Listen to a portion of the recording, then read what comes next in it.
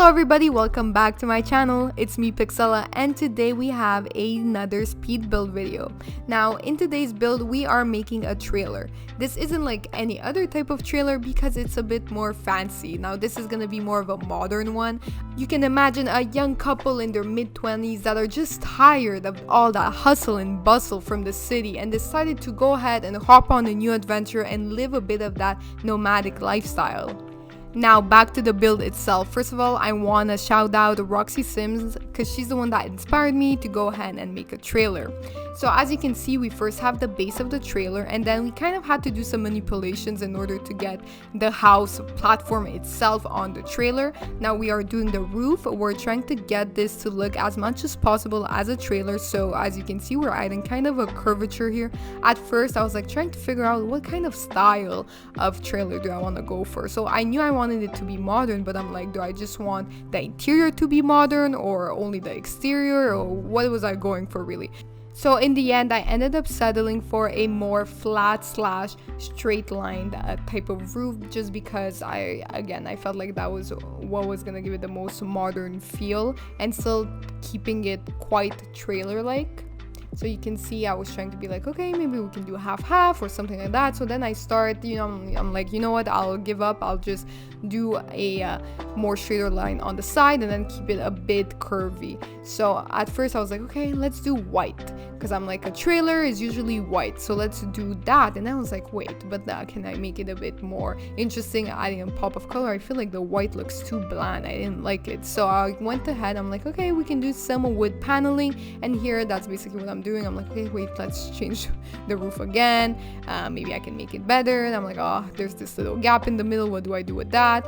And what was really annoying me here is that like I could not for the life of me align the roofs one another, so there was always this little height difference, and it was kind of annoying. But at the end I was like, you know what, I'll just let it slide and I'll fix it with the paneling around the roof. And I ended up going for this dark wood color along with some white to give it just that pop of color. Okay, so now we are in the interior of the trailer. I was like, wow, it's actually a lot more spacious than I was expecting. So there's about 4 tiles as for the width, and about, I think it was 7 for the length. And it's about the size of a tiny house. It fits a 1-bedroom comfortably and quite a large bathroom, I should say. And now here you see me slowly starting to add some windows. Again, because we have that signature white going all around the trailer, I wanted the windows to be brown and white as well. Okay, so here I was kind of playing around with the layout. My idea was I want to make this as spacious as possible, so that's why I ended up deciding on kind of making this little hallway so that both doors for the bathroom and the bedroom fall within that hallway, and then in the corner you would have your shower. And also something else I was trying to keep in mind the whole time while building this trailer is mobility. So you're gonna imagine the whole point of this trailer is to be able to travel, so you're never gonna be staying in one place for a long time. So I was like, okay, how are we gonna make the stairs to make them look like they're foldable? How are we gonna make the backyard to make it look like it's movable? So I ended up settling for these little brown stairs. Now here I started working with the landscape. I just wanted to get a feel of how I wanted the background of the trailer to look like.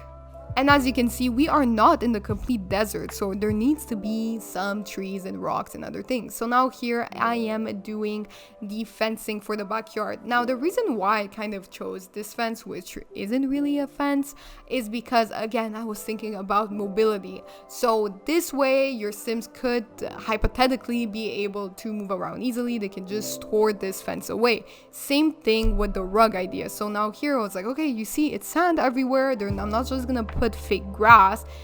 So what they would have instead is these little mats that they can place once they settle at a place. And I just made it a bit larger, and then you can put all of your furniture on top, and that's how you have your little private balcony, terrace, backyard, whatever you want to call it.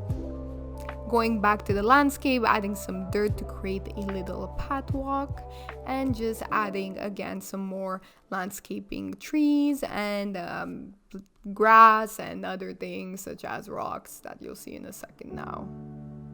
Okay, so we are back to the interior of the trailer. Again, I was going back and forth with the type of flooring I wanted. I knew I wanted it to be wood, but I thought, okay, a trailer, maybe I can make it a bit more interesting by adding this geometric type of flooring. And I wanted to really bring the outside of the color of the trailer inside, so that's why I went ahead and chose darker color floorings, as well as a bit of a darker color kitchen. You can see me create the kitchen here and just trying to choose the perfect counters. Now at first I did say that I wanted to go very dark, but then I felt like that might make the space feel a bit too small, so I opted back into the original counters I chose, but went with a bit more of a lighter color on, you know, the drawers themselves. But for the counter, I went for a lighter color. And then I decided to give it more of that pop of darkness by creating a accent wall and adding a dark brown colored wall on that left one that you see here, and then adding a lighter brown tile backsplash just to make it feel more like a kitchen.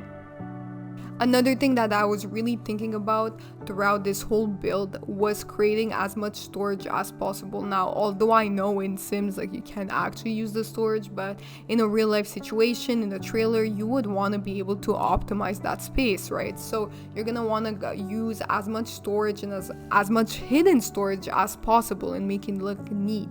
So that's what I'm doing with the kitchen, trying to have as many usable counters as possible. Same thing with the dining table, so there's not actually a dining table, we use counters again so that hypothetically they can use the drawers. Same thing in the bathroom, you're gonna be able to see a lot of these custom shelving units that were created just to maximize that storage. But yeah, that's gonna be it for me today. I let you guys enjoy the rest of the video and let me know what you think. Comment down below for any other ideas that you might have. See you next time. Bye.